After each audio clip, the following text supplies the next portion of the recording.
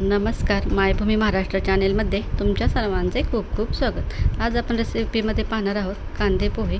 अगदी नेहमीच्या पद्धतीने नाही करता याच्यामध्ये भाज्या वापरून पोहे करणार आहे। इथे मी 1.5 वाटी पोहे घेतलेले आहे। आता त्याच्यामध्ये पाणी टाकून पोहे स्वच्छ धुवून घेते। पोहे बनवण्यासाठी इथे मी बटाटा, गाजर, टोमॅटो, कोथिंबीर, कांदा आणि मिरची घेतलेली आहे। कढई गरम करत ठेवलेली आहे। तेल चांगले तापवून घ्यायचे आहे आणि मग त्याच्यामध्ये जिरे आणि मोहरी टाकलेली आहे। जिरे आणि मोहरी चांगले तडतडून द्यायचे आहे, नंतरच मग कांदा टाकायचा आहे। इथे मी कांदा आणि मिरची बरोबरच परतून घेत आहे। कांदा जरा लालसर होईपर्यंत परतायचा आहे। त्याच्यानंतर मी शेंगदाणे टाकलेले आहेत आणि शेंगदाणे परतून घेऊन कच्चा बटाटा घेतलेला आहे। त्याचे बारीक बारीक तुकडे करून ते चांगले तेलामध्ये परतून घेतलेले आहेत। आता याच्यामध्ये मी गाजरही तेलामध्ये चांगले मऊ होईपर्यंत परतून घ्यायचे आहेत।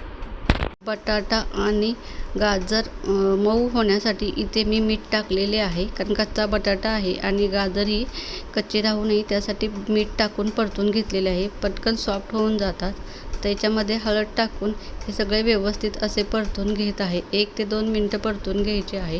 आता याच्यामध्ये मी टोमॅटो टाकलेले आहे। टोमॅटो थोडं सॉफ्ट होईपर्यंत परतायचे आहे। 1 मिनिट परतायचं आहे, जास्त वेळ लागत नाही। टोमॅटो एकदम सॉफ्ट होऊन जाते।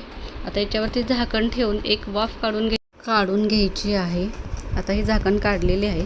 आता याच्यामध्ये आपण पोहे टाकूयात आणि 2 ते 3 मिनटं पोहे चांगले परतून घेऊयात। आपण पोहे पहिल्यांदा स्वच्छ पाण्याने धुवून घ्यायचे आहे, म्हणजे ते भिजत ठेवले की एकदम पोहे मऊ होतात आणि चांगले भिजलेही जातात। बाकीची आपली तयारी होई तोपर्यंत आता पोहे मस्त असे आपले मऊसूत झालेले आहेत। आता ह्याचे चवीसाठी अर्धा चमचा साखर टाकलेली आहे, तुमच्या आवडीनुसार टाकू शकता। पोहे परतून झालेले आहेत आणि शेवटी इथे मी कच्ची बारीक चिरलेली कोथिंबीर टाकत आहे। याची बारीक चिरलेल्या कोथिंबीरीमुळे पोहेला आणखीन चांगली छान टेस्ट येते। मस्त असे छान पोहे आपले चटपटीत तयार झालेले आहेत। अगदी मऊसूद असे पोहे आपले तयार झालेले आहेत। या पद्धतीने पोहेची रेसिपी करून पहा। आवडल्यास लाईक करा, शेअर करा आणि सबस्क्राईब करायला विसरू नका। धन्यवाद।